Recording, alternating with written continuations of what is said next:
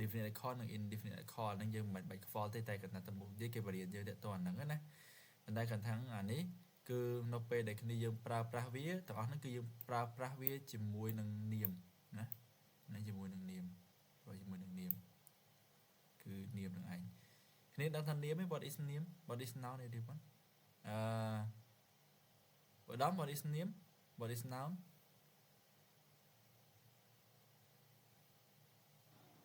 Yes, teacher.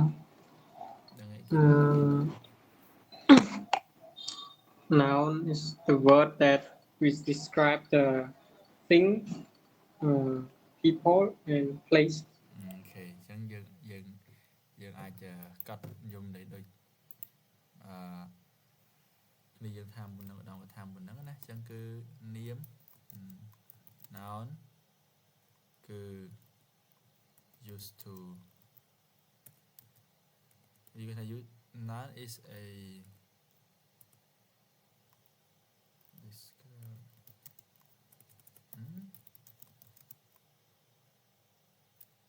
describe អូខេនាមគឺប្រើប្រាស់ដើម្បីធ្វើការពណ៌នាមពីឈ្មោះមនុស្សសត្វអញ្ចឹងណា people name ឬក៏people person ណា person place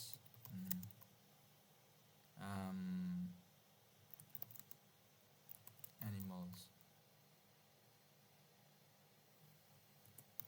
អូខេ animal នេះជាយមដែលយើងទៅណាគឺប្រើមកធ្វើកែពណ៌នាមពីnot just to describe should be a person used to tell a person animals or មានអានណា or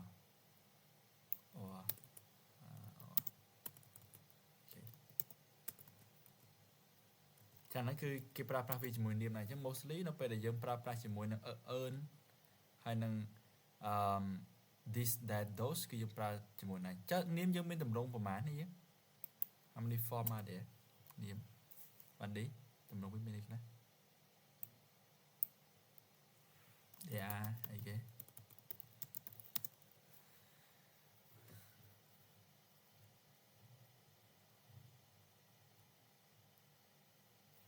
there are ប្រមាណតម្រងរបស់វា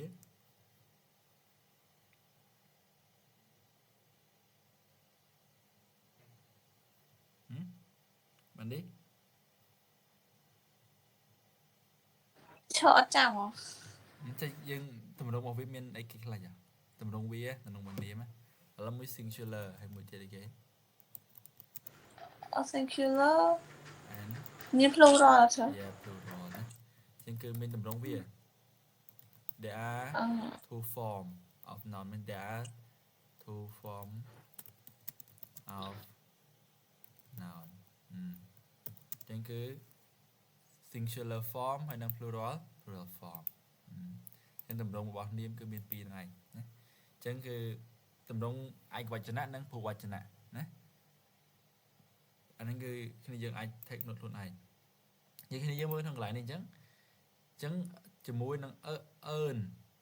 គឺគេប្រើប្រាស់ជាមួយគ្នា earn ប្រើជាមួយគេដែរជា singular ជាឬក៏ plural earn Singular. គឺ singular ណាearn គឺជាមួយនឹង singular ហើយគេប្រើ earn នៅពេលណាដែរជាមួយណាដែរ earn គេប្រើមិនគេ earn You speak singular noun. ជាមួយ singular noun ហើយវាផ្ដើមឡើងដោយស្រៈកបជញ្ញៈអាពាក្យមួយហ្នឹងWith គឺប្រើប្រាស់ជាមួយនឹង consonant ឬក៏ vowel consonant. consonant អញ្ចឹងគឺនៅក្នុងខ្ញុំកត់យើងក្រោយខ្ញុំផ្ញើគ្នាយើងនេះណាអញ្ចឹងគឺនៅក្នុងតម្រងរបស់វាហ្នឹងគឺហើយនឹង earn នៅពេលដែលយើងប្រើប្រាស់ earn នឹង earn អញ្ចឹងគឺ គឺ plus ជាមួយនឹង singular noun right គឺ singular noun ហើយ គឺយើងប្រើប្រាស់ជាមួយនឹង noun ដែល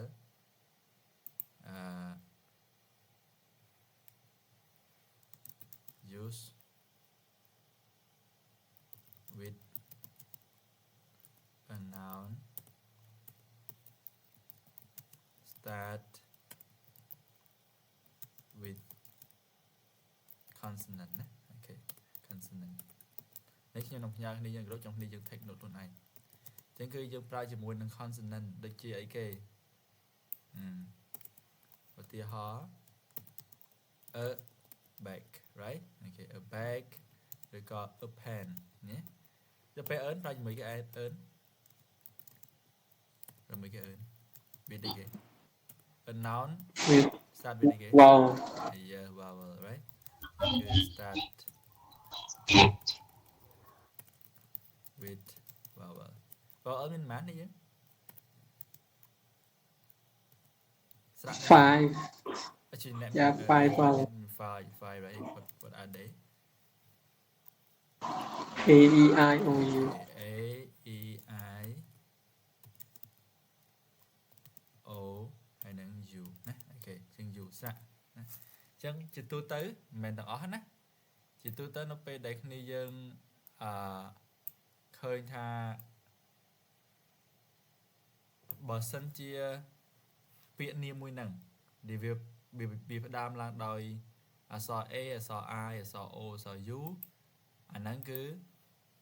យើងប្រើប្រាស់ earn ណាឧទាហរណ៍យើងឃើញឡើងនេះឧទាហរណ៍គេនៅមើលក្រោមហ្នឹងណាតែគេឲ្យដូចជា apple យើងប្រើ apple ឬក៏ earn apple សាមញ្ញបានទេ an apple គេ earn apple ណាអាហ្នឹងងាយស្រួលណាអូខេចាស់let's say one more word let's say orange ណា okay orange ចឹងគឺ orange ក៏យើងប្រើ earn orange ដែរណាចឹងនេះគឺ O ហើយណាប៉ុន្តែមានអក្សរ U ចំពោះអក្សរ U បើសិនជាអានេះអក្សរជាមានជា vowel ជាអក្សរ U បើសិនជាសំឡេងវាដូចទៀតថាគេដាក់ថា university យើងប្រើថា university ឬក៏ earn university university yeah university right ចឹងអាហ្នឹងគឺសលេងឃើញសលេងគឺអាហ្នឹងគឺយោ u ណាអូខេចឹងសលេងយកដូចក្នុងចុងដល់ក្រោយនេះសលេងយកណាចឹងគឺ a university ចឹងអាហ្នឹងអត់មាន ទេណាឃើញនេះយើងឃើញដល់ពេលដែល umbrella earn am នេះដល់ពេលនេះថា earn umbrella វិញចឹងអាហ្នឹងគឺ exceptional ដែលយើងត្រូវគួរកត់សង្កល់ណាហ្នឹងគឺតកតងជាមួយនឹងការប្រើប្រាស់ និង earn ហ្នឹងគឺតកតងការប្រើប្រាស់ earn និង earn ហើយនេះគឺជា plural ជា singular form ចិត្តដល់ពេល plural form របស់ noun យើងធ្វើមិនបើសិនជាវាជា plural form គេថែមឲ្យខ្លះដែរ we can add s es or ies ចឹងយើងមាន form របស់យើងគឺ add s es ឬក៏ ies ណាយើង add s ies ឬក៏ ies ដូចគ្នាយើងឃើញនៅក្នុងកន្លែងនេះចឹងណានេះអាឡៃគេឲ្យក្នុងប្រអប់នេះចឹងគ្នាយើងអាចធ្វើការកត់វាទុកណាកន្លែង form របស់វាហ្នឹងអញ្ចឹងគ្នាយើងមើលនៅក្នុងកន្លែងនេះបើសិនជានាមទូទៅដែលវាតម្រូវជា plural យើងមើលនេះអញ្ចឹងបើសិនជា singular យើងប្រើ earn នេះធម្មតា earn ប៉ុន្តែដល់ពេលជា plural form ដូចជាសភៅ2ក្បាលអញ្ចឹងគឺ two books មាន s two keys ជាង add s ចំពោះនាមទូទៅហ្នឹងចំពោះនាមទូទៅតែពេលនាមដែលវាបញ្ចប់អក្សរ ch sh s និងអក្សរ x គឺយើងថែម es ដូចជា box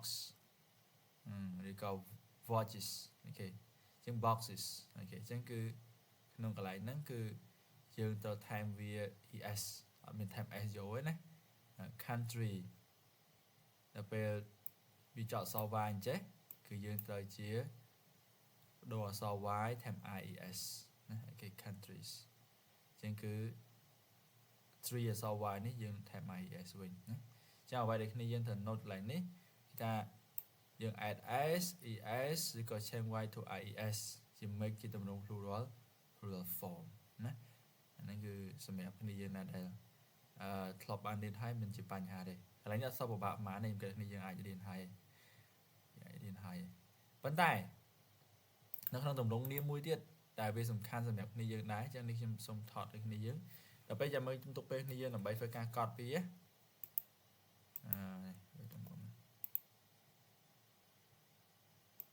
ខ្ញុំថតនៅក្នុងក្រុម Telegram ណានេះយើងត្រូវកត់វាចូលក្នុងសភៅរបស់នេះយើងចឹងនៅក្នុងមួយទៀតគឺតាក់ទងជាមួយនឹងគេថា plural form ទម្រង់ plural form នេះគឺគ្នាយើងត្រូវតែធ្វើការ note ដែរណានេះខ្ញុំឲ្យធ្វើលំហាត់ឡើយនេះខណៈឲ្យគ្នាយើងឲ្យយល់ចិត្តដាក់លំហាត់ឲ្យគ្នាយើងធ្វើមួយបន្ទាប់គ្នាកត់ចប់ចឹងអានេះplural form ប៉ុន្តែវាជាទម្រង់ irregular noun ចឹង noun ក៏បែងចែកមានវាមាន plural form ទម្រង់របស់វាមានជាទម្រង់ពហុវចនៈនិងឯកវចនៈ